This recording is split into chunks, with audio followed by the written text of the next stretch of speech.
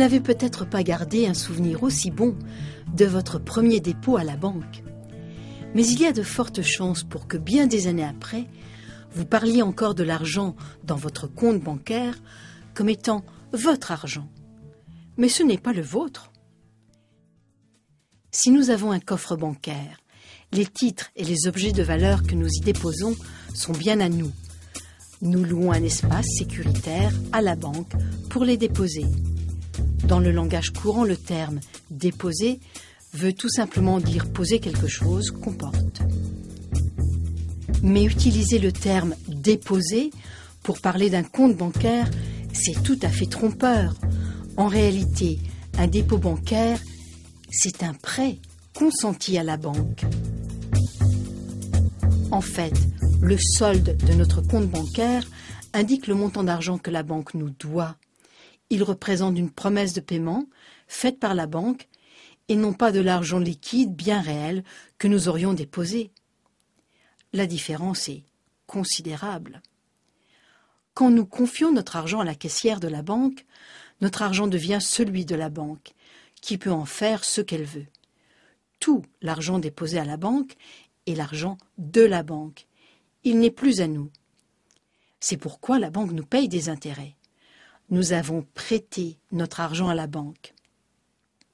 La distinction peut sembler sémantique, car nous savons que nous pouvons aller à la banque n'importe quand pour retirer notre argent en espèces. Mais la distinction est cruciale. Les opérations financières du système bancaire concernent tout le monde. Et pourtant, la plupart d'entre nous ignorent tout du fonctionnement de ce système. Il faut savoir que l'économie mondiale actuelle repose sur un système de crédit fourni par les banques. Quand ce système s'effondre, tout le monde en subit les conséquences.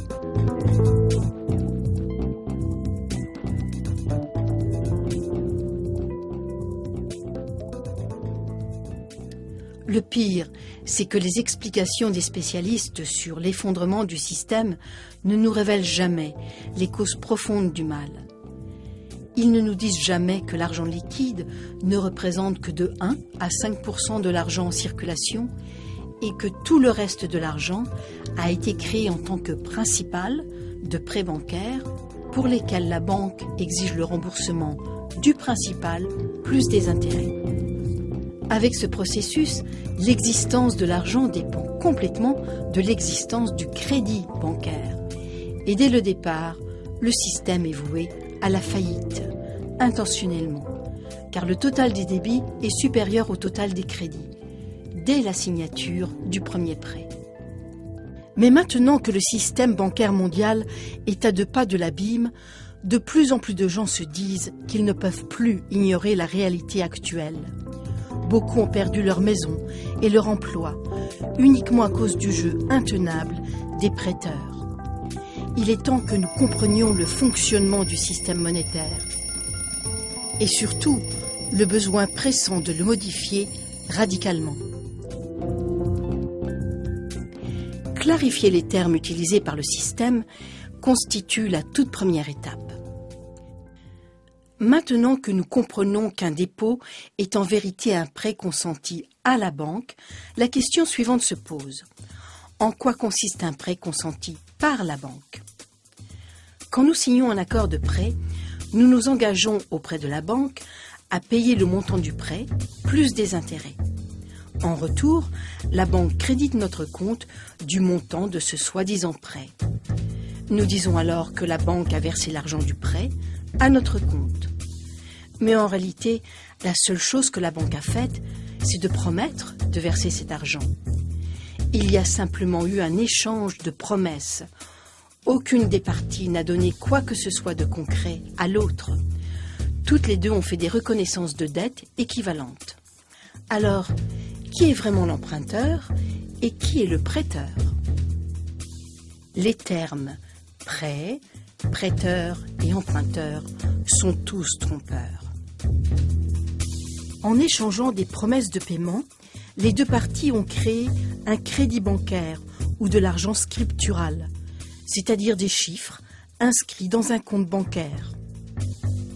Nous pouvons dépenser ces crédits bancaires car chaque fois que nous faisons un dépôt à notre compte augmente. Nous présumons donc tout naturellement que de l'argent a vraiment été déposé. En réalité, à moins de déposer quelque chose de concret dans ce compte, il restera vide. Un crédit bancaire ne représente qu'une promesse de payer, et non pas de l'argent bien réel. Une promesse indique toujours l'absence de l'élément promis. Sinon, il n'y aurait pas besoin de promesse. Alors, comme tous les comptes bancaires ne sont que des promesses de paiement, la banque et l'emprunteur échangent tout simplement des promesses. Du coup, avec quelques chiffres entrés sur un clavier, un solde positif apparaît dans le compte bancaire de l'emprunteur, sans que personne n'ait déposé le moindre argent réel dans ce compte. Vous savez maintenant ce qu'est vraiment un prêt bancaire.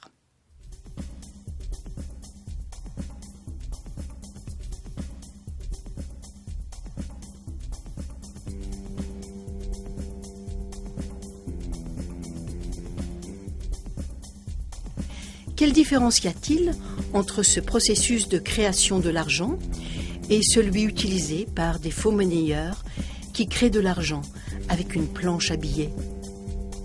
Nous savons tous que les faux monnayeurs commettent une fraude. En imprimant de faux billets de 100 $, ils créent de l'argent nouveau, à partir de rien. Dans la vie, l'argent nous donne le pouvoir d'acheter des biens et des services bien réels. Ici, il est clair que les faux monnayeurs ont créé un pouvoir d'achat pour de vrais biens et de vrais services sans rien avoir donné en échange, sauf des morceaux de papier sans valeur.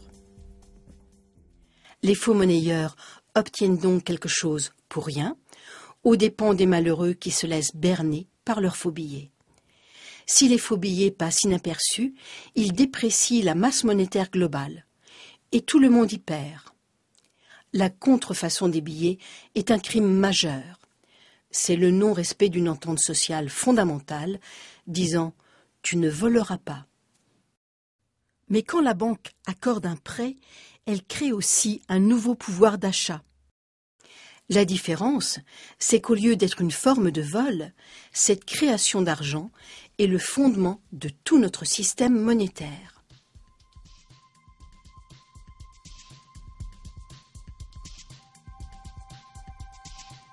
Alors comment se fait-il que la création de l'argent à partir de rien est un crime, dans le premier cas, mais qu'elle est une pratique commerciale standard par laquelle est créé presque tout l'argent du monde, dans l'autre cas? Pour répondre à cette question, il faut se pencher sur l'historique des lois qui régissent le commerce. Mais auparavant, essayons de comprendre la logique qui sous-tend tout le processus de prêt.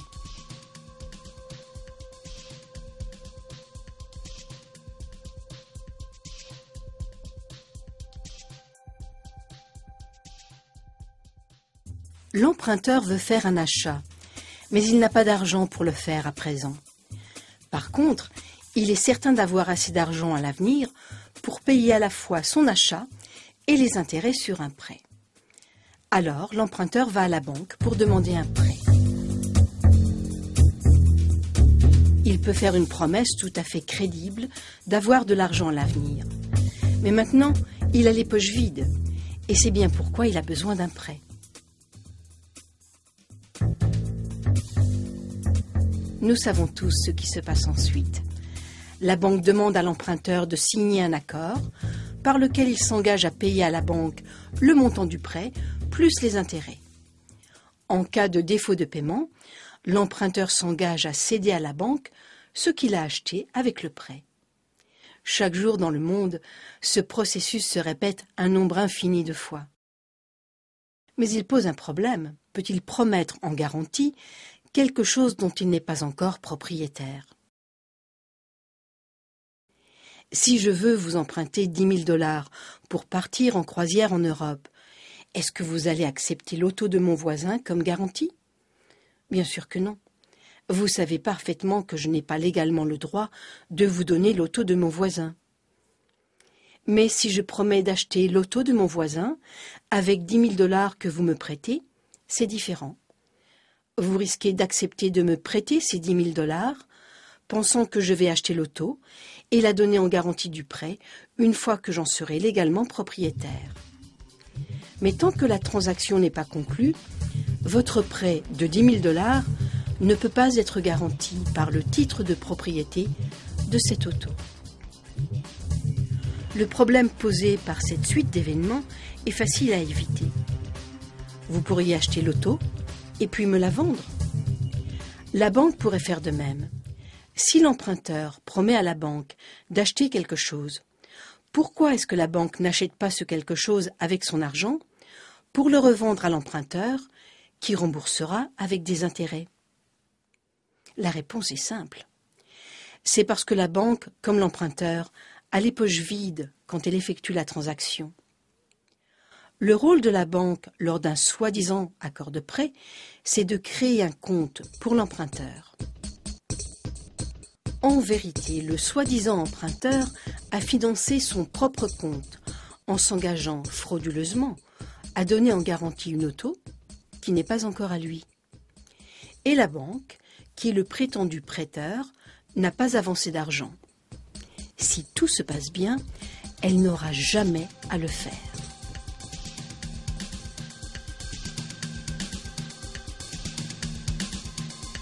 L'emprunteur croit que le nouveau solde dans son compte représente son argent à la banque. Comme la plupart de nous, il ne comprend pas la différence entre l'argent et la promesse d'argent. S'il peut faire son achat, dans un cas comme dans l'autre, après tout, quelle importance?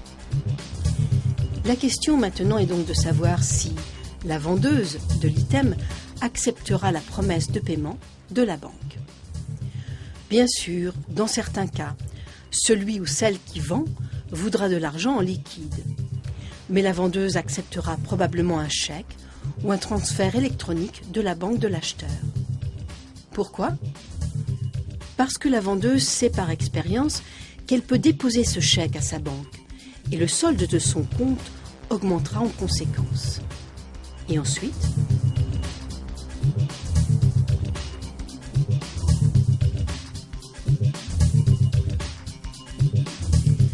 la banque de l'acheteur doit maintenant le montant du prêt à la banque de la vendeuse. Alors vous pensez peut-être que cet argent va bel et bien être transféré. Mais la promesse de paiement faite à l'emprunteur par sa banque a simplement été transformée par cette transaction.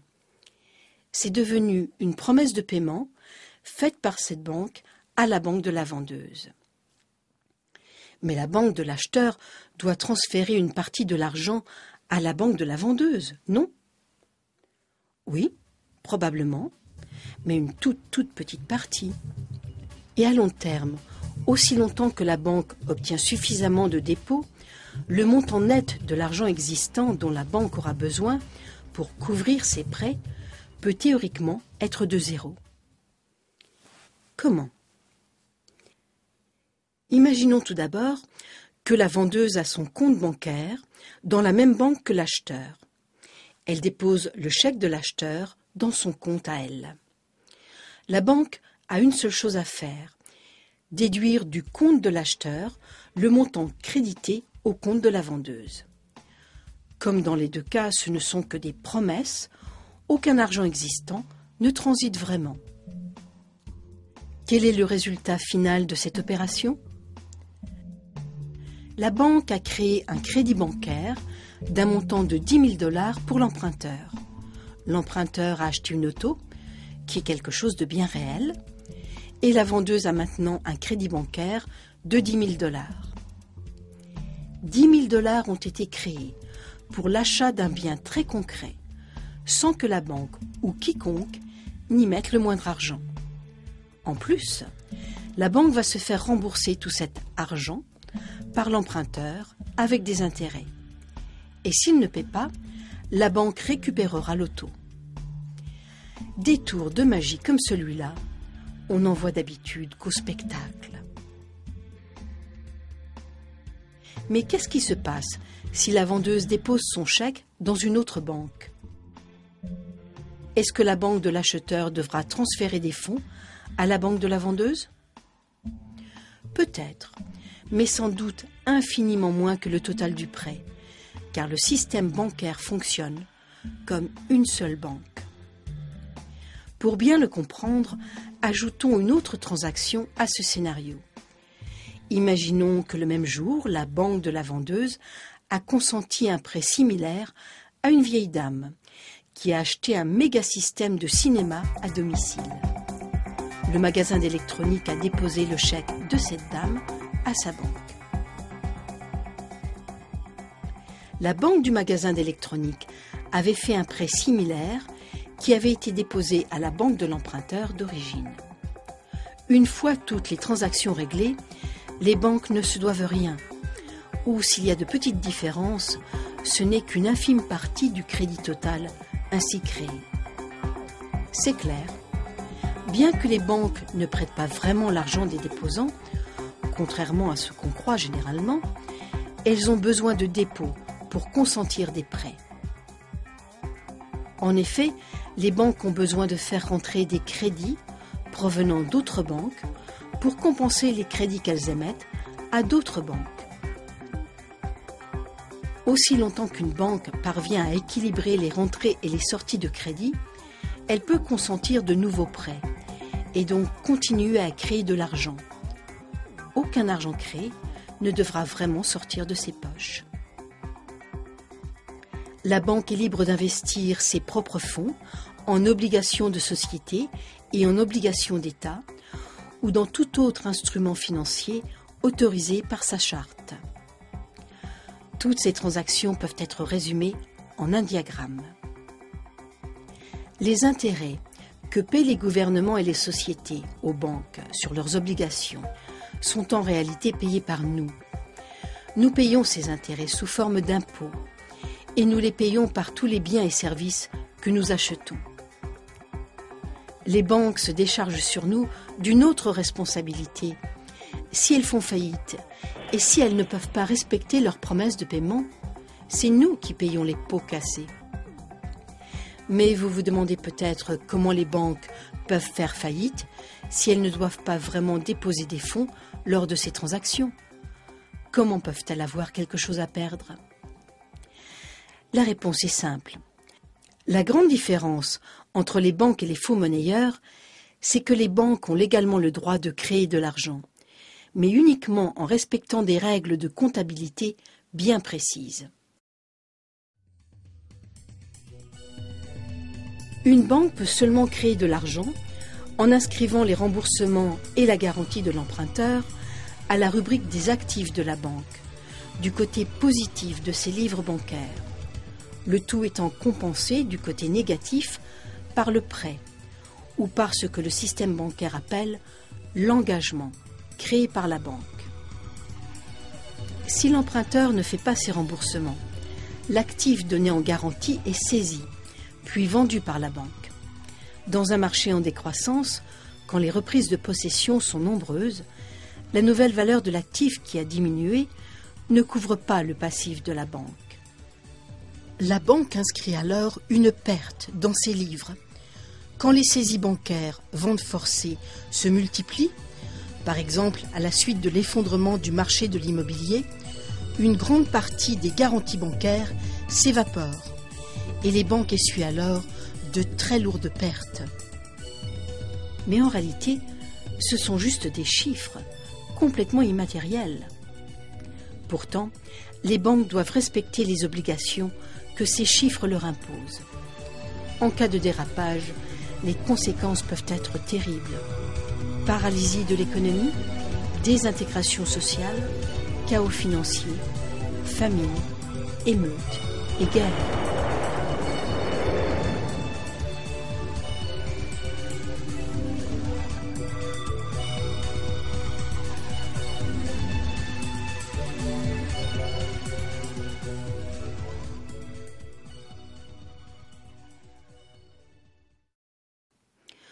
Bon, comme nous étudions l'anatomie d'un prêt, nous allons présumer que le système continuera de fonctionner et que ces 3 emprunts seront remboursés. Le résultat final c'est que pas un seul dollar d'argent existant n'aura changé de main. Mais 30 000 $ de nouveaux crédits bancaires auront été créés et dépensés dans la masse monétaire. Et chacune des 3 banques aura récupéré des intérêts sur 10 000 $. Alors, est-ce que la création de ces 30 000 nouveaux dollars constitue une fraude, comme la contrefaçon des billets?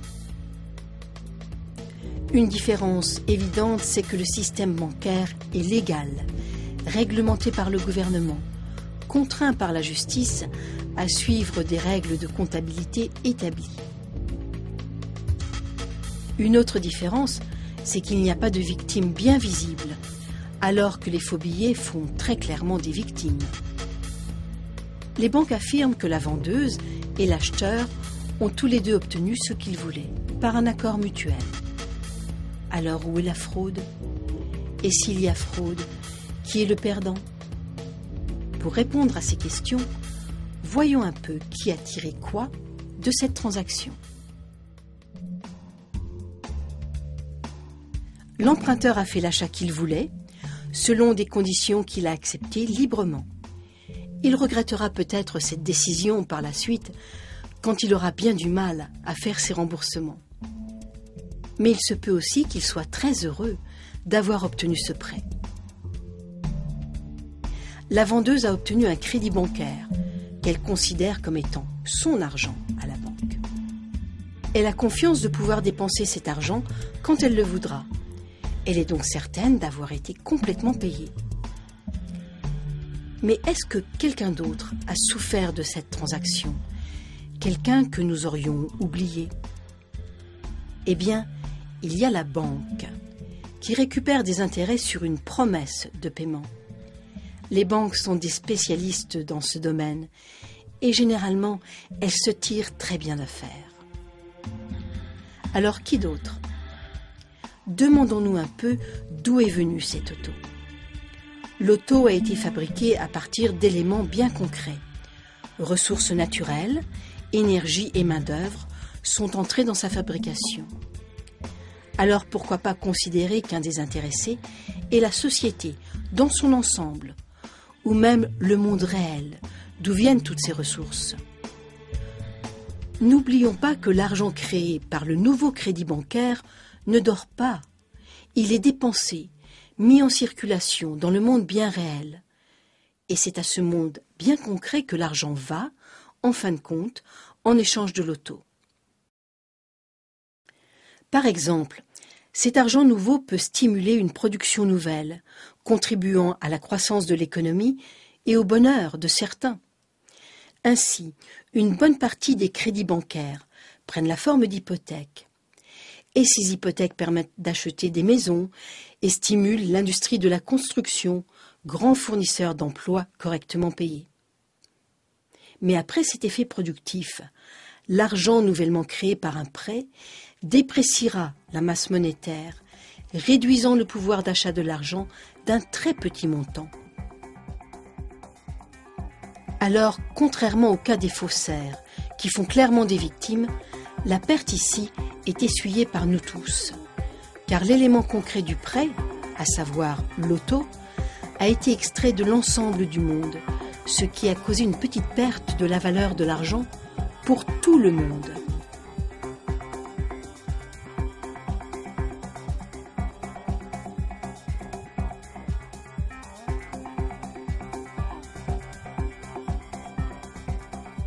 Poursuivons notre comparaison entre le crédit bancaire et la contrefaçon des billets. Les faux billets sont éventuellement détectés et retirés de la circulation, entraînant une perte directe pour toute personne qui les a acceptés.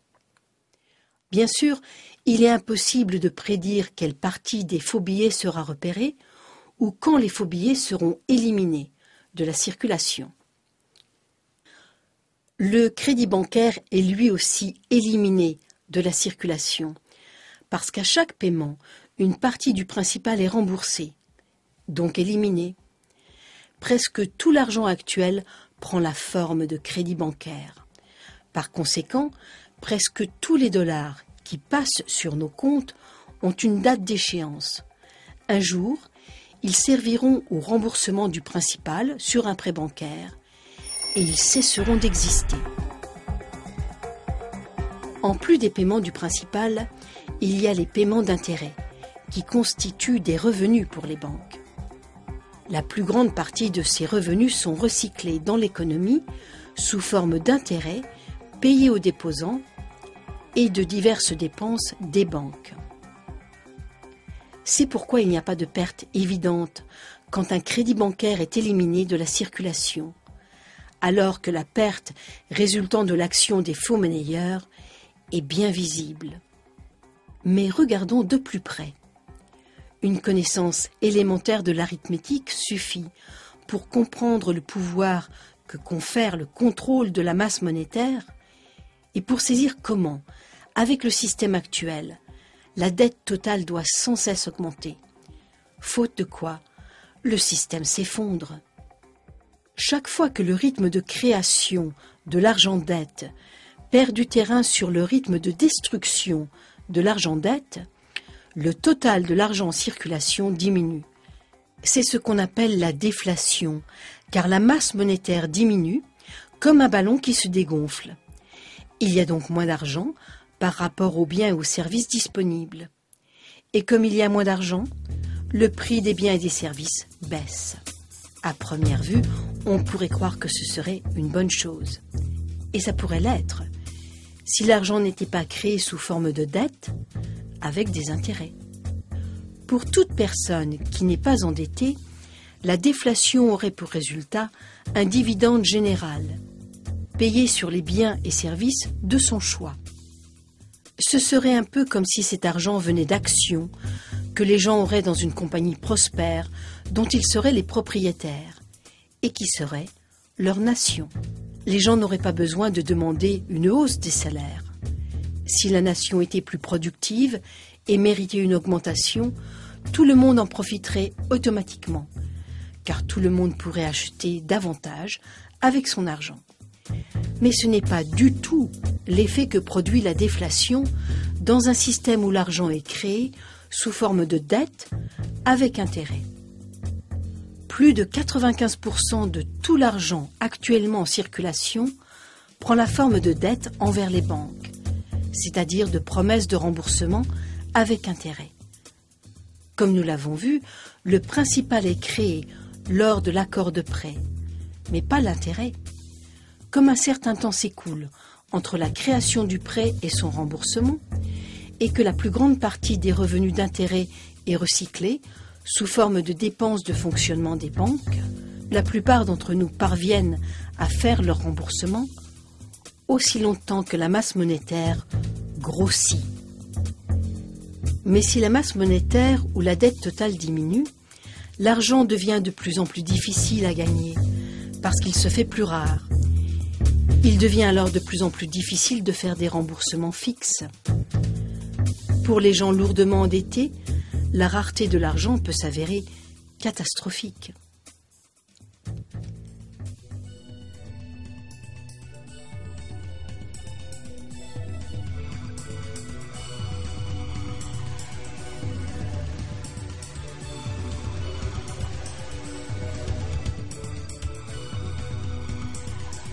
Les effets psychologiques de la chute des salaires et des prix accélèrent rapidement tout le processus, car les emprunteurs, y compris les grandes entreprises, n'ont plus confiance de pouvoir rembourser leurs prêts.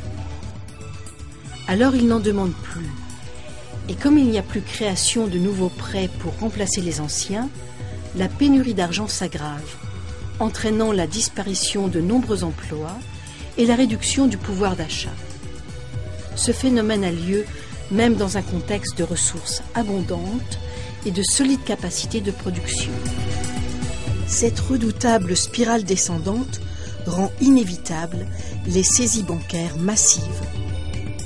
Les prix dégringolent, car plus personne ne veut dépenser d'argent. Du coup, la valeur des garanties de prêt chute et les banques se retrouvent avec de lourdes pertes dues aux radiations de prêts. Certaines doivent fermer. Les consommateurs et les entrepreneurs ne font plus confiance au système. Bientôt, le malaise économique et social se fait grave.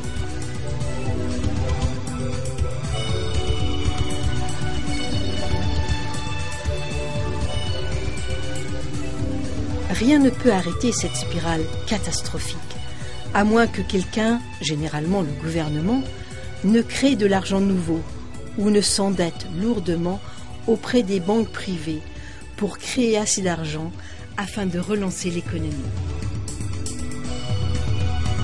L'exemple le plus connu de ce scénario est le crash boursier de 1929. La crise a eu pour effet psychologique que les gens ont fait de moins en moins d'emprunts. Il y a donc eu de moins en moins d'argent créé.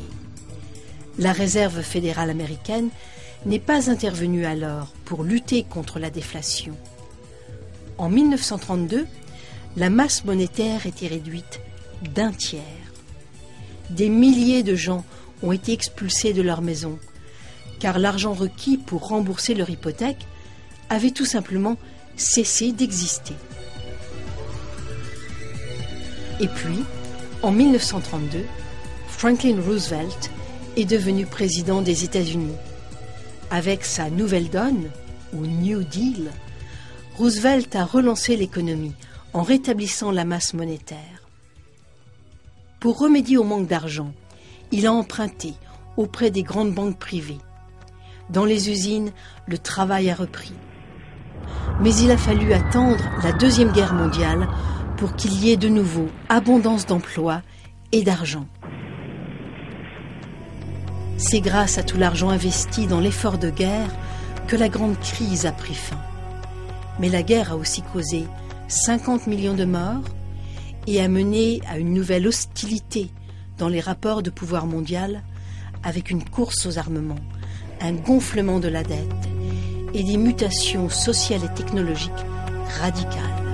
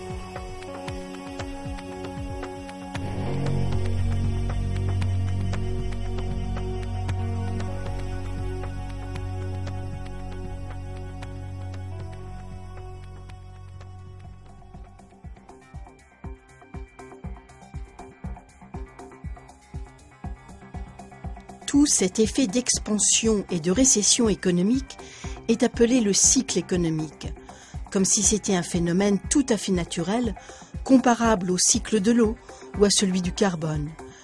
Deux cycles naturels qui sont régis par le soleil. Et le cycle économique, lui, par quoi est-il régi? L'un des éléments de réponse est la masse monétaire. Comme nous l'avons vu, cette masse monétaire dépend des prêts. Alors examinons ce qui se passe tout au long d'un prêt. Nous savons qu'un crédit bancaire n'est rien d'autre qu'une promesse de paiement faite par la banque, promesse que la banque a créée relativement à la promesse de paiement faite par l'emprunteur.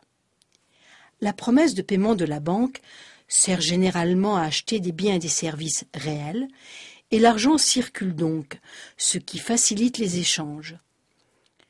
En tant que moyen d'échange, la promesse de paiement actuelle est formidablement efficace et souple. Mais comme aucun argent n'est créé pour payer l'intérêt, une situation apparemment impossible en résulte.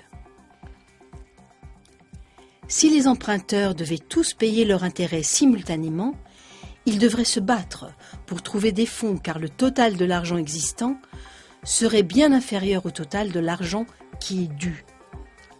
Le pourcentage des emprunteurs incapables de rembourser pourrait aisément être calculé. Mais généralement, les intérêts sont remboursés graduellement, pas d'une seule fois. Quand les revenus d'intérêt sont recyclés dans l'économie, ils peuvent être regagnés, encore et encore. Une fois qu'on a compris ce point, la question quant à la possibilité de rembourser ou non les intérêts devient encore plus complexe. Alors, existe-t-il un système durable de prêt qui ne produit pas mathématiquement et inévitablement des défauts de remboursement? Au Moyen Âge, pratiquer l'usure, au sens que ce terme avait alors, c'est-à-dire prêter de l'argent avec intérêt, était condamné en tant que péché.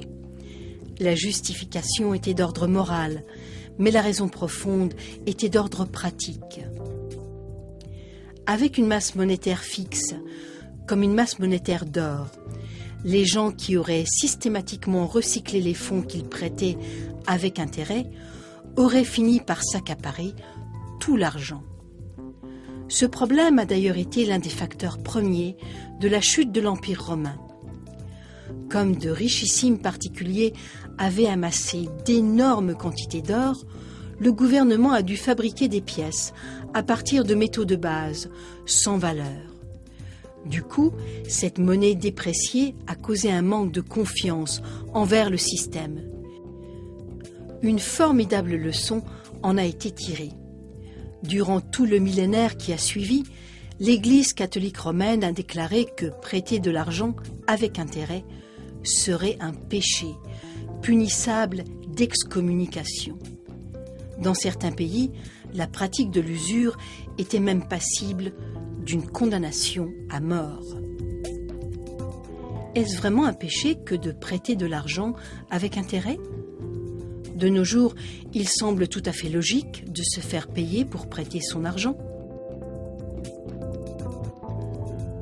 Mais ceci présente un problème.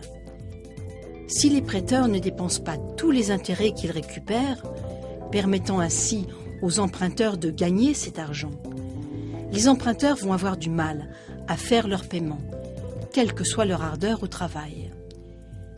Certains ne vont pas pouvoir rembourser leurs prêts. C'est mathématique. La situation est très facile à comprendre avec une masse monétaire fixe, par exemple avec des pièces d'or. Aussi longtemps que toutes les pièces d'or récupérées à titre d'intérêt sont dépensées, donc remises en circulation, et que les emprunteurs peuvent les gagner par leur travail, ces mêmes pièces peuvent servir à rembourser des intérêts, encore et encore et encore. Les prêteurs profitent en achetant de vrais biens et services avec ces pièces d'or. Mais ces pièces d'or doivent servir à faire des dépenses et non pas être retirées de la circulation. Même si ce système n'est pas très moral, il est durable. Mais si les pièces d'or sont prêtées de nouveau, avec intérêt, ou si elles sont retirées de la circulation parce que quelqu'un les met de côté, il y aura un manque de pièces d'or pour rembourser la dette globale. C'est fondamentalement ce qui se passe dans notre système monétaire actuel, fondé sur l'argent-dette. Comme nous l'avons vu, presque chaque dollar existant de nos jours est créé sous forme d'argent-dette, avec un échéancier de remboursement du principal jusqu'à ce que la dette soit détruite. Donc, pour que tous les emprunteurs puissent rembourser le principal plus les intérêts, il faut deux choses.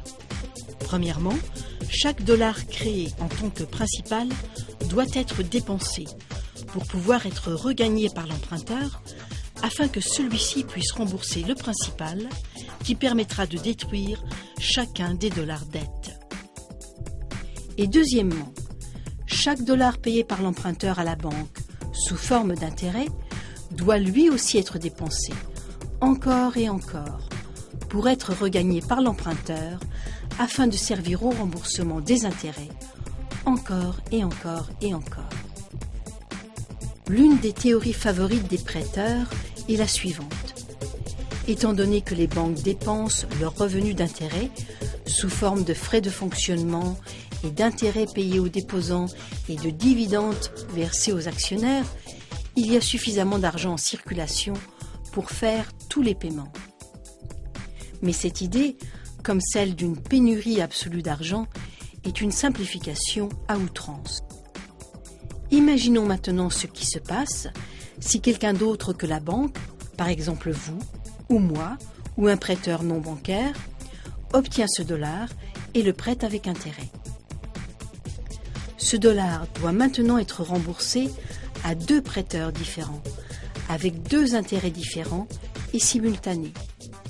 De plus, si ce dollar est prêté, remboursé et prêté de nouveau par le second prêteur, il n'est plus disponible pour rembourser le principal du prêt par lequel il a été créé. Alors, est-ce que nous pouvons emprunter à Pierre pour payer Paul et emprunter à Paul pour payer Pierre? C'est là que la problématique devient vraiment intéressante. Oui, c'est possible. Mais chaque fois que nous le faisons, de nouveaux intérêts viennent s'ajouter, qui doivent eux aussi être remboursés. Si tous les intérêts cumulés peuvent être gagnés, tous les remboursements peuvent être faits. C'est à partir de cette hypothèse que de nombreux défenseurs du système actuel affirment qu'il ne peut jamais y avoir pénurie d'argent et que tous les remboursements peuvent être faits. Mais cette assurance semble trompeuse. Par exemple, si le second prêteur accapare une partie de l'argent requis pour détruire le prêt qui a servi à créer l'argent au tout début, le prêt d'origine ne peut pas être complètement remboursé. La différence devra être empruntée, encore et encore, chaque fois avec des intérêts. Chaque différence sera cumulative et s'ajoutera à une dette totale sans cesse grandissante, qui ne pourra jamais être complètement remboursée.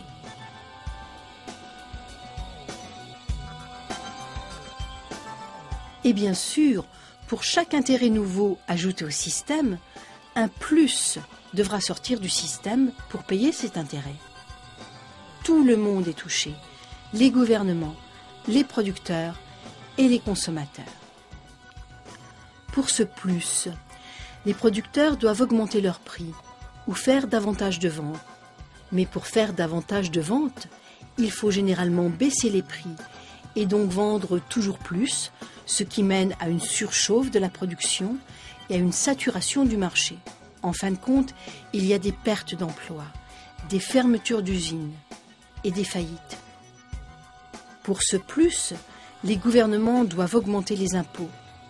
Mais l'augmentation des impôts draine l'argent de l'économie de production, entraînant une réduction de la capacité collective à payer les impôts. Le gouvernement doit alors emprunter davantage avec des intérêts accrus. Et pour ce plus, les consommateurs doivent par exemple trouver un second emploi ou emprunter davantage pour rembourser leurs anciennes dettes ou encore prolonger l'échéancier de leur remboursement. Mais une concurrence accrue pour les emplois entraîne une diminution des salaires et un remboursement sur une période plus longue fait augmenter considérablement les intérêts à rembourser.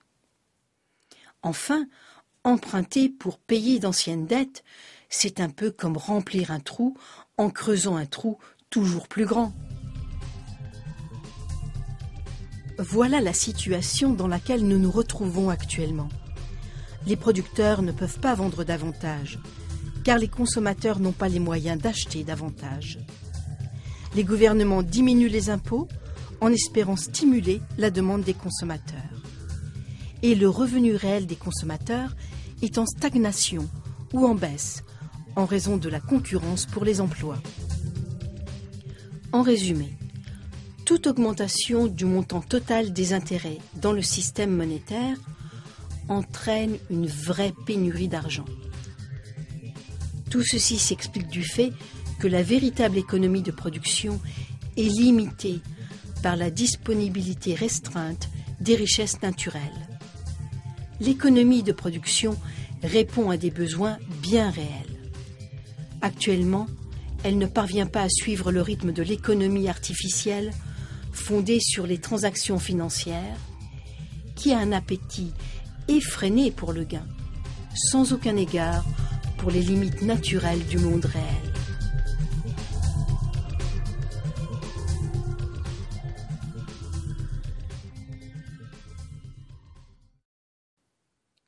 La théorie selon laquelle il y aura toujours assez d'argent pour payer tous les intérêts est séduisante.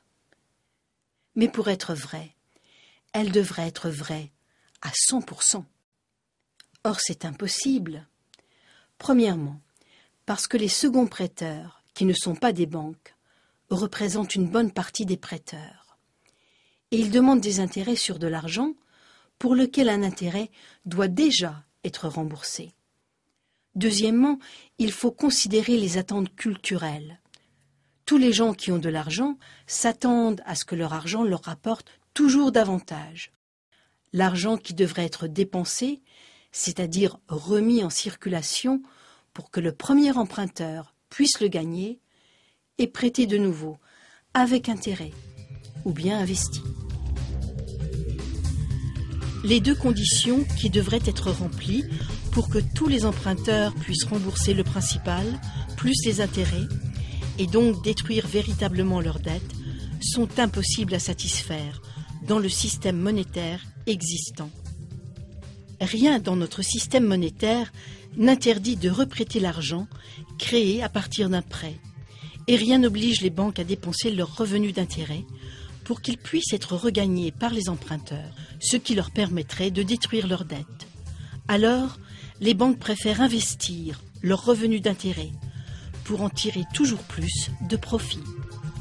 Et les banques ne sont pas les seules à jouer ce jeu.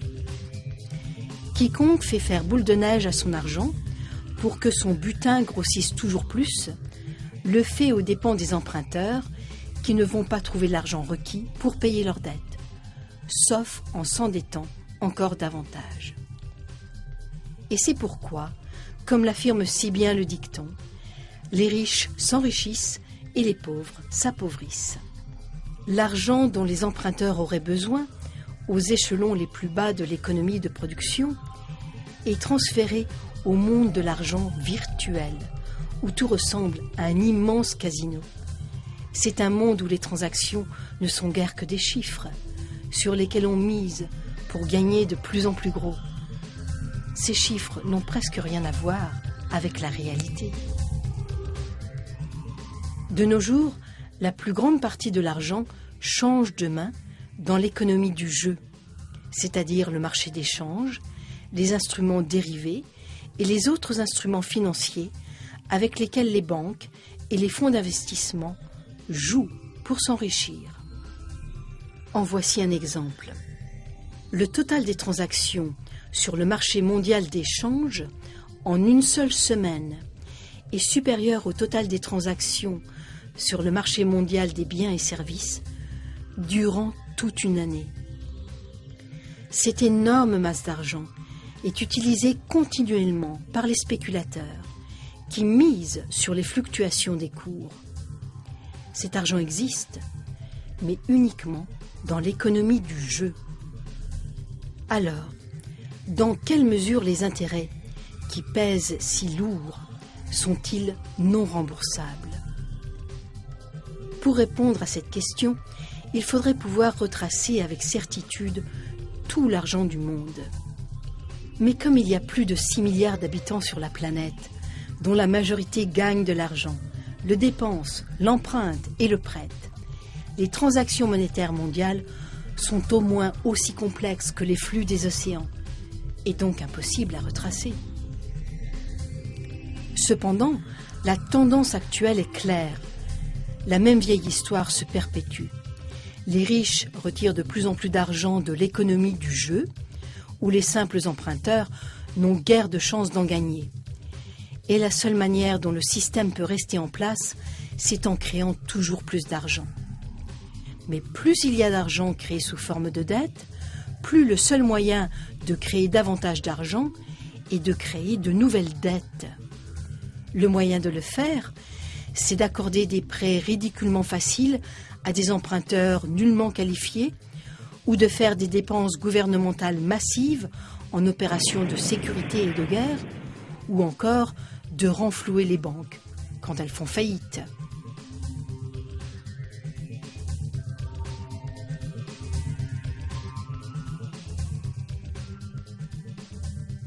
Voyons maintenant comment le cycle d'un prêt joue sur le phénomène des expansions et des récessions économiques, c'est-à-dire sur le cycle économique.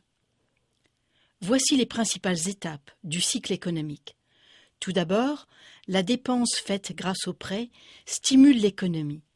Ensuite, une inflation se produit parce que l'argent créé déprécie la masse monétaire. Et enfin, la déflation suit au fur et à mesure que les remboursements détruisent graduellement le principal. Aussi longtemps que tous les cycles de prêts individuels ne se chevauchent pas, ces cycles peuvent produire un effet de plat. Ils peuvent créer une masse monétaire relativement stable et donc des prix relativement stables eux aussi. Mais il faut alors une croissance continue de la masse monétaire, au moins en partie, parce que l'argent requis pour payer les intérêts n'a jamais vraiment été créé. C'est le modèle sur lequel repose notre économie actuelle. L'art de gérer l'économie, étroitement défini comme l'art de parvenir à la stabilité des prix, consiste à éviter les spirales déflationnistes et à maintenir l'inflation à un niveau tel que le système ne craque pas. Si on examine le pouvoir d'achat du dollar américain en biens réels, au cours du siècle dernier, on voit immédiatement ce qu'est la soi-disant stabilité des prix. Le dollar a clairement perdu presque toute sa valeur, soit 96%, et il continue de perdre le reste très très vite. Alors il n'y a pas eu de stabilité des prix. Nul besoin d'avoir fait des études supérieures en psychologie pour comprendre comment le comportement humain influe sur ce cycle de prêts individuels menant au cycle économique collectif. Si un entrepreneur voit des possibilités d'investir et réussit bien en empruntant, d'autres feront confiance au système et voudront suivre son exemple. Et tout effet psychologique mis à part, si une entreprise prend de l'expansion en empruntant de l'argent, ses fournisseurs et ses distributeurs devront fort probablement emprunter eux aussi, sans quoi ils risqueront de perdre cette entreprise comme client. Le même effet de troupeau se produit quand le scénario est sombre, c'est-à-dire en période de contraction du crédit. C'est alors que les cycles de prêts individuels ont une tendance à s'aligner, plutôt qu'à être répartis au hasard.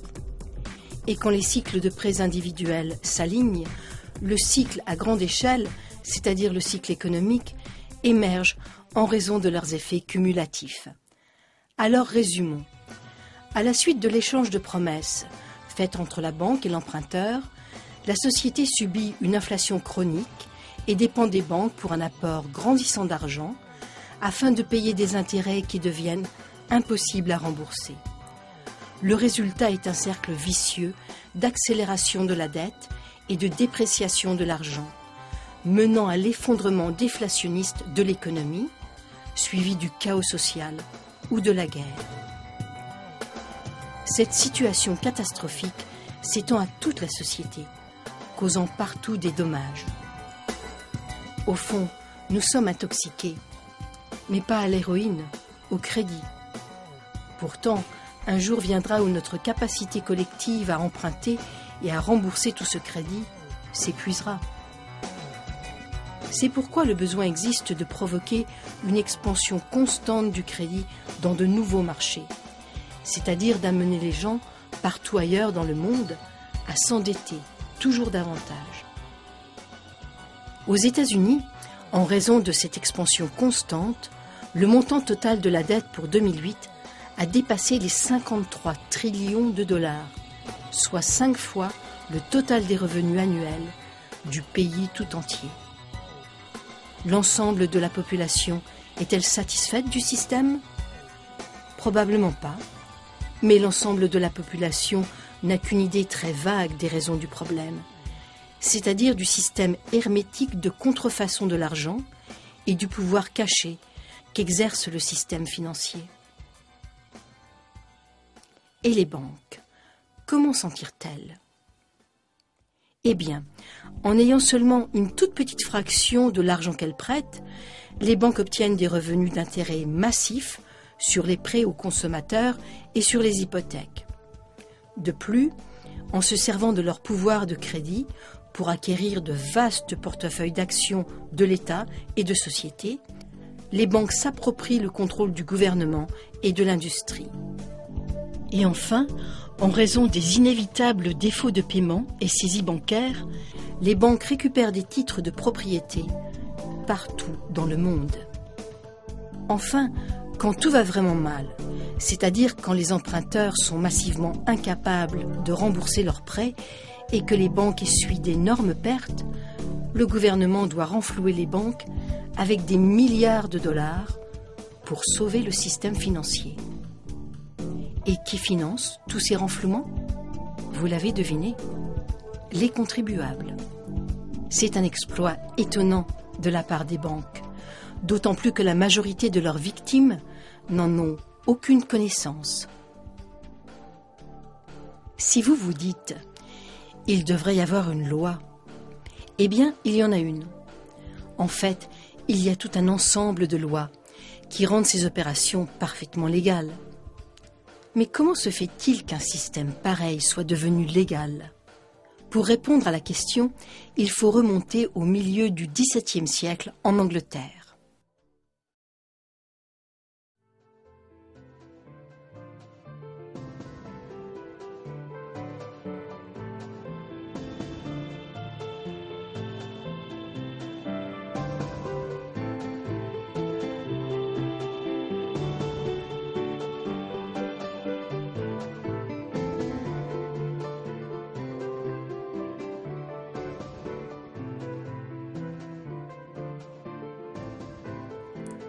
C'est à cette époque que sont apparus de plus puissants navires qui ont facilité les voyages d'exploration. Le commerce a pris une expansion rapide. Pour faire des échanges, en particulier sur de longues distances et de longue durée, les contrats sous forme écrite sont devenus de plus en plus importants, de plus en plus complexes. Longtemps en Angleterre, le droit commun avait stipulé que tout contrat devait porter sur l'échange de biens réels, c'est-à-dire sur le transfert de biens ou de services ou encore de droits de propriété. Et c'est sur ces éléments que les tribunaux tranchaient en cas de conflit. Si le contrat n'avait pas été fait à titre onéreux, c'est-à-dire s'il n'y avait pas eu échange de vrais biens ou de vrais droits de propriété, ce contrat était jugé nul et non avenu, et il était donc rejeté par les tribunaux.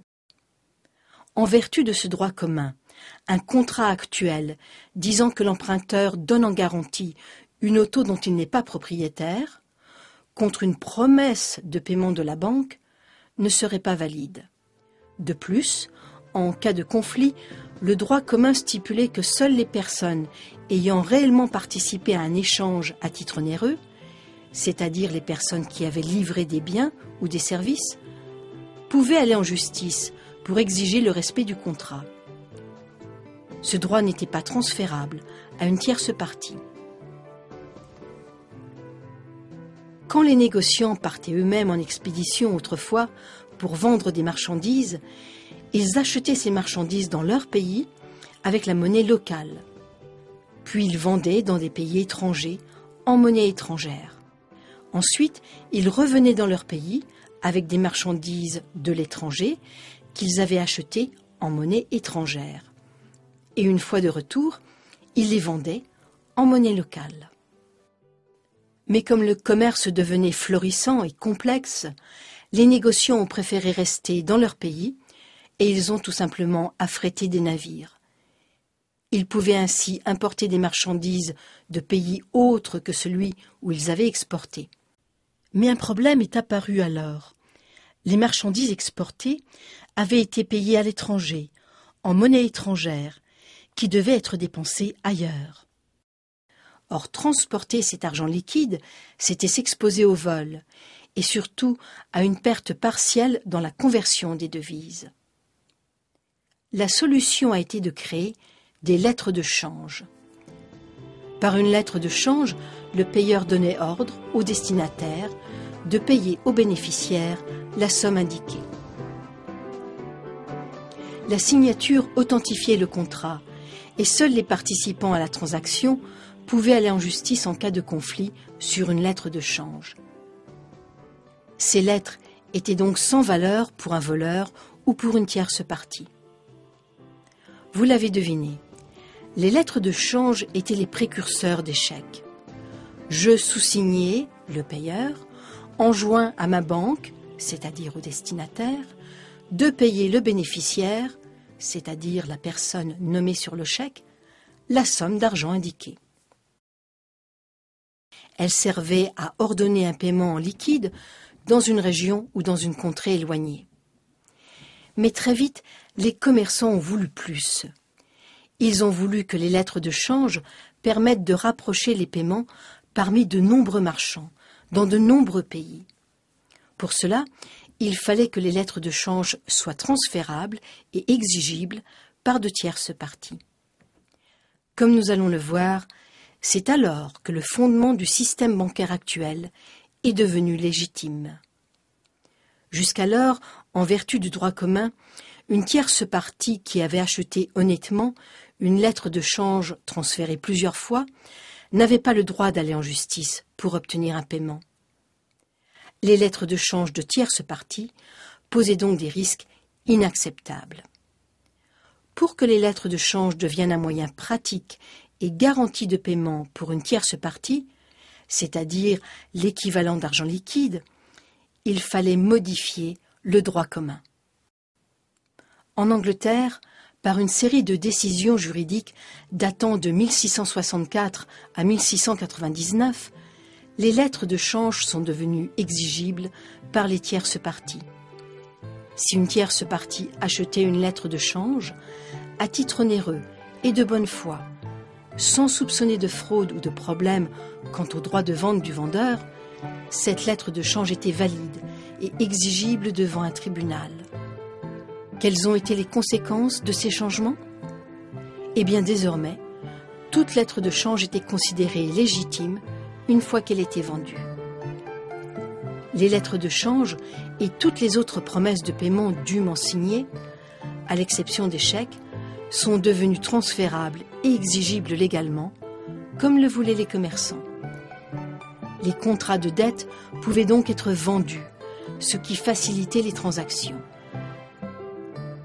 Un nouveau marché est apparu pour les profiteurs, le commerce des lettres de change. C'est alors que le marketing de la dette a commencé. De plus, il est devenu possible de tromper quelqu'un ou de le forcer à signer une promesse exigible de paiement, puis de vendre cette promesse à une tierce partie, à titre onéreux et de bonne foi, promesse alors exigible en justice contre le signataire. Ce point est devenu l'une des règles fondamentales du Code commercial uniforme qui régit le commerce aux États-Unis et par extension dans la plus grande partie du monde.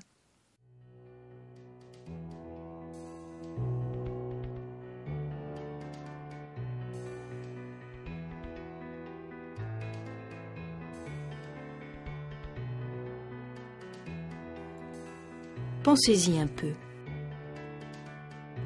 Si vous achetez un ordinateur portable qui a été volé, vous pouvez être reconnu coupable de recel de vol, ce qui est une infraction criminelle. Peu importe si vous avez payé cet ordinateur sans savoir qu'il avait été volé. le tribunal le rendra à son propriétaire légitime. Et vous, innocent ou pas, vous perdrez votre argent et vous pourrez être accusé d'un crime. Mais si vous achetez un accord de prêt à une banque, à titre onéreux et de bonne foi, peu importe que ce contrat résulte de manœuvres frauduleuses, en vertu des lois commerciales, le signataire devra payer et un tribunal veillera à faire respecter cette obligation. De nos jours, les contrats de dette prennent de multiples formes, dont les plus connus sont les prêts et les hypothèques. Notons en passant que c'est à l'époque de tous ces changements de loi que la toute nouvelle Banque d'Angleterre a été fondée, première banque autorisée par l'État à créer de l'argent à partir de rien. Les nouvelles lois arrivaient à point. Elles permettaient à cette nouvelle banque de faire valoir ses contrats sans valeur, signés par les soi-disant emprunteurs.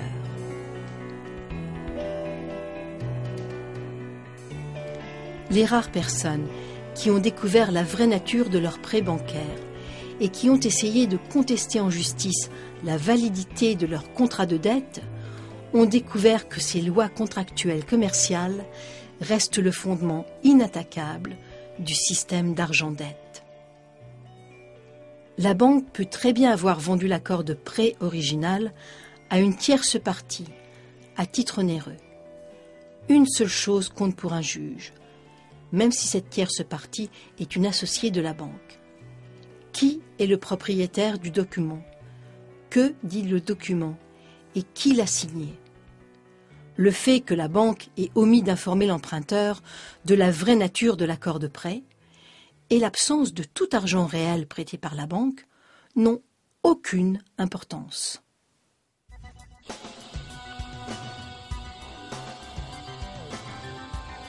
En conclusion, il semble bien que le système bancaire contemporain repose sur plusieurs infractions au droit commun et au simple bon sens. La première, c'est celle qui est commise par l'emprunteur quand il s'engage à donner en garantie un bien dont il n'est pas encore propriétaire. La banque est complice, car elle accepte cette promesse frauduleuse comme garantie du crédit qu'elle va créer.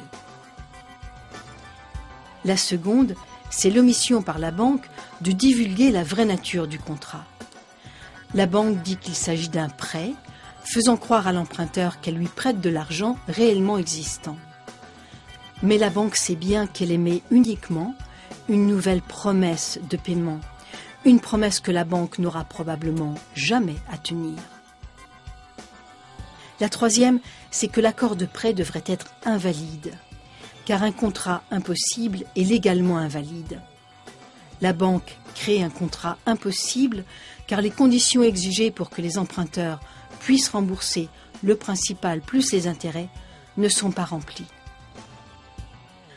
À moins que le système n'exige le recyclage à 100% du principal et des intérêts, ce qu'il ne fait aucunement, certains emprunteurs ne pourront pas rembourser et perdront donc leur garantie à cause de la pénurie systématique d'argent. La quatrième infraction, c'est la violation de la loi naturelle par la loi des contrats, qui confère automatiquement le titre légitime d'un contrat à une tierce partie quand ce contrat a été cédé à titre onéreux. Il y a infraction au principe selon lequel on ne peut pas céder un titre qu'on n'a pas. Mais la fraude la plus vaste, c'est que la plupart des gens qui travaillent pour produire les vraies richesses du monde sont lourdement endettés et risquent de tout perdre, au profit des banquiers qui fabriquent de l'argent à partir de simples promesses de paiement. En fin de compte, nous sommes prisonniers d'une économie qui doit prendre de l'expansion de plus en plus vite pour suivre la croissance effrénée de la masse monétaire, faute de quoi tout le système s'effondre. Le système monétaire actuel refuse de reconnaître que l'économie réelle est limitée par les richesses naturelles limitées de notre planète et par notre capacité limitée à gérer les déchets. Oui, notre planète a des limites, Et par conséquent, l'économie ne peut pas gonfler à un rythme toujours plus rapide. Notre système monétaire actuel ressemble à l'autobus du film Speed, qui roule à toute vitesse. Cet autobus ne peut pas ralentir, sans quoi la bombe placée à bord va exploser. Mais pour nous, la situation est pire encore, car le taux de création de la dette doit s'accélérer sans fin. Sinon, c'est le crash de l'économie tout entière. La notion la plus mensongère de l'économie contemporaine, c'est qu'une croissance infinie, toujours en accélération, est possible. C'est une illusion, créée de toutes pièces par la course au profit. Un crash économique, social et environnemental sans précédent paraît inévitable, car le système monétaire semble incapable de s'adapter. Rien d'étonnant alors que les réformateurs du système monétaire, partout dans le monde, affirment que ce système tout entier doit être complètement repensé à partir de zéro.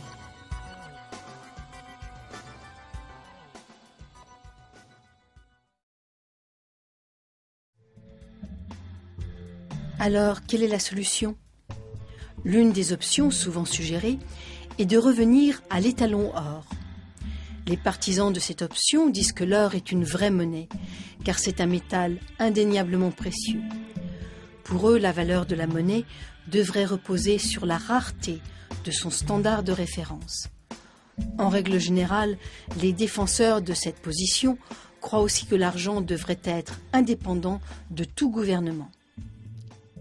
Une autre école, diamétralement opposée, croit que la création de l'argent devrait être la prérogative exclusive du gouvernement, qui représente tous les citoyens, et qui devrait créer et dépenser l'argent dans l'intérêt public.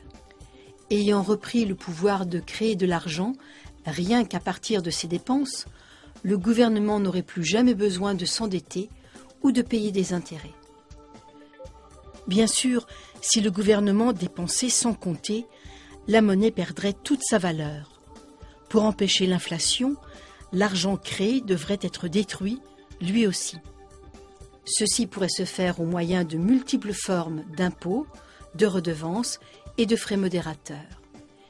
Les dépenses engagées par le gouvernement et les impôts recueillis par lui seraient alors interreliés et égaux, parfaitement équilibrés. L'objectif des impôts serait de stabiliser les prix, étant donné que le gouvernement n'aurait plus besoin de revenus d'impôts pour fonctionner. Au fil des siècles, le système monétaire fondé sur l'or et divers systèmes de crédit monétaire gouvernemental ont été utilisés. Mais le système fondé sur l'or a toujours dominé, jusqu'au XXe siècle. Chacun des autres systèmes fonctionnait bien, dans son pays respectif, car l'argent était accepté pour le paiement des impôts. Mais jusqu'à l'invention des moyens modernes d'échange, le commerce international devait se faire en fonction de l'or. Ajoutons à cela que depuis des millénaires, l'or nous fascine. Longtemps, nous avons été habitués à croire que la valeur de la monnaie devait reposer sur la valeur d'une vraie richesse, monnayable, par exemple des pièces d'or. Mais ce n'est pas le seul concept qu'on devrait se faire de l'argent. En tout cas, plus à notre époque, de l'argent dette.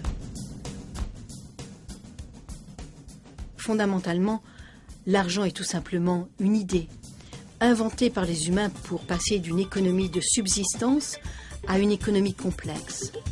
C'est l'apparition de l'argent qui a rendu possible la spécialisation du travail et l'échange indirect des biens et des services.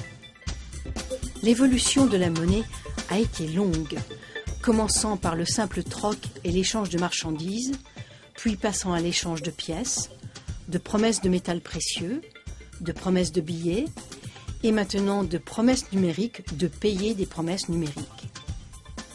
Mais tout au long de cette évolution, l'objectif a été de donner plus de souplesse au système, grâce à des promesses pratiques et sûres de paiement.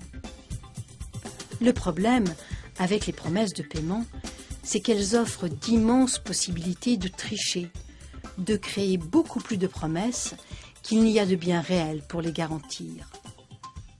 Alors, est-ce qu'il existe un moyen de rendre l'échange d'argent réel aussi pratique et sûr que l'échange de promesses de paiement? Oui, c'est maintenant possible, avec la monnaie numérique, pratique et sûre, rendue possible par les nouvelles technologies de cryptage. Voilà comment marche le système.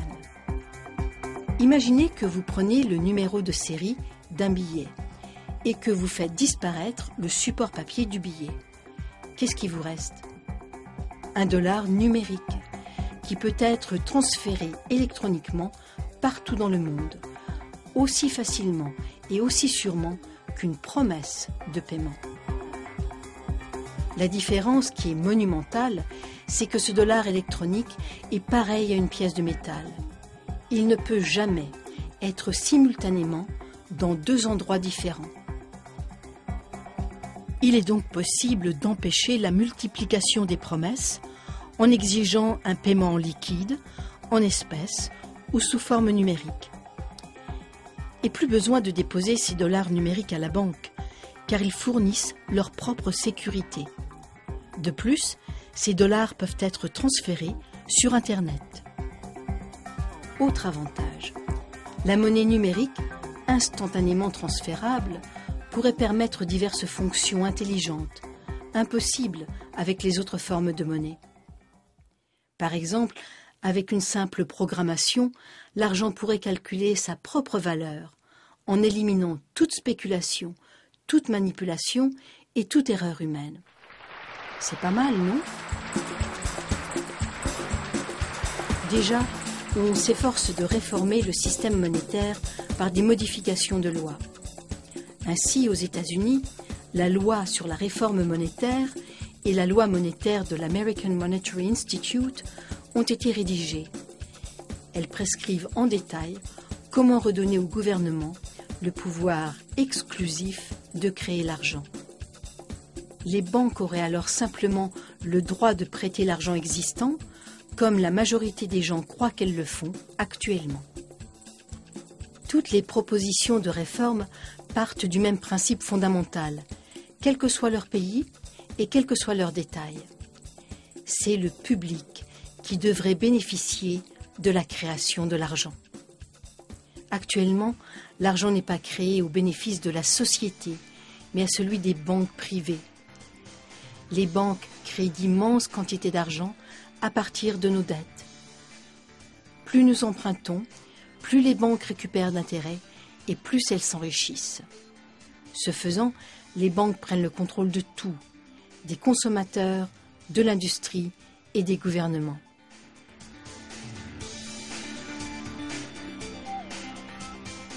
Comme nous l'avons vu, une surabondance d'argent mène trop souvent à des bulles spéculatives qui enrichissent les initiés.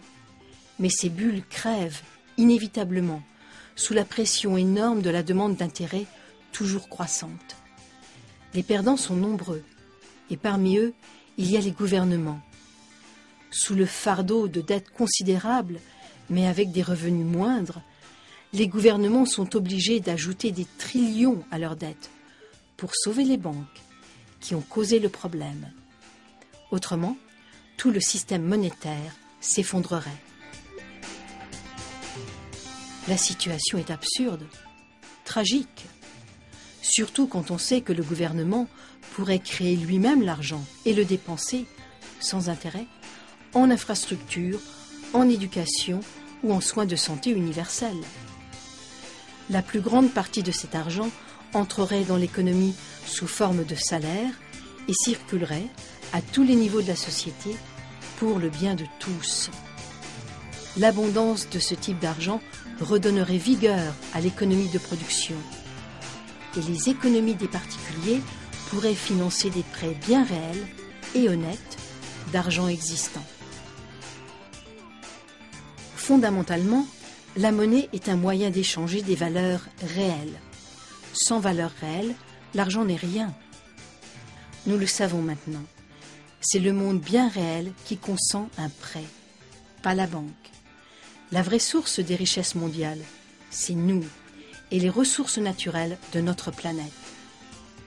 La création de l'argent et les bénéfices à en retirer devraient donc être l'apanage du public et non pas des banquiers privés. Et les intérêts ? Comme nous l'avons vu, les intérêts posent un problème mathématique qui peut être résolu de 3 manières. Premièrement, par des défauts de paiement et des saisies bancaires.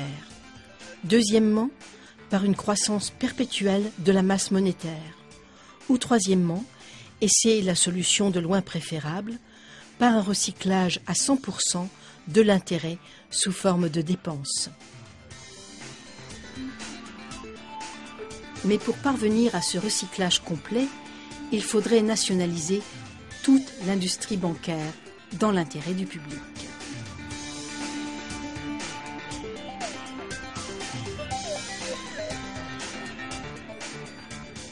Les revenus d'intérêt provenant du système bancaire public pourraient alors être versés à tout le monde, sous forme de dividendes aux citoyens, ou bien ils pourraient servir à financer les dépenses gouvernementales à la place des impôts, comme cela s'est passé avec succès en Pennsylvanie au temps des colonies. Le cas de la Pennsylvanie n'est qu'un exemple de système monétaire différent.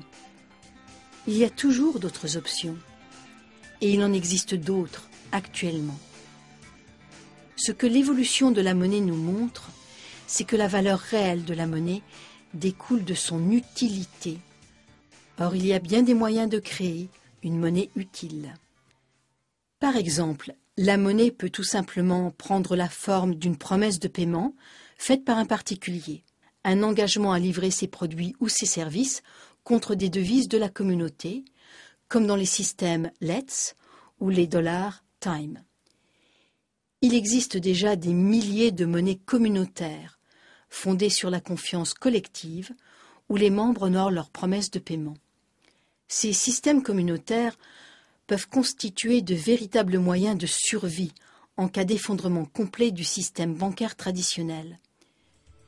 Car même quand il y a pénurie totale d'argent, ou que l'hyperinflation paralyse l'économie, une monnaie communautaire peut sauvegarder l'économie locale. Vous allez vous dire, ces propositions ne sont-elles pas radicales ? Absolument, elles le sont. Mais les défis qui vont se présenter à nous sont absolument sans précédent. Une croissance exponentielle ne peut plus soutenir la dette monumentale qui doit sans cesse augmenter pour empêcher l'effondrement de ce château de cartes. À moins de prendre radicalement une autre voie, ce qui nous attend, c'est une disparité grandissante entre les riches et les pauvres, un poids intolérable de la dette, une vague de faillites bancaires, des catastrophes sociales et environnementales. Nous devons transformer notre système bancaire, l'adapter à l'avenir qui se dessine clairement devant nous. Pour commencer, nous devons concevoir un système bancaire qui puisse réagir à une contraction généralisée de l'économie sans provoquer de saisie bancaire et de faillite massive.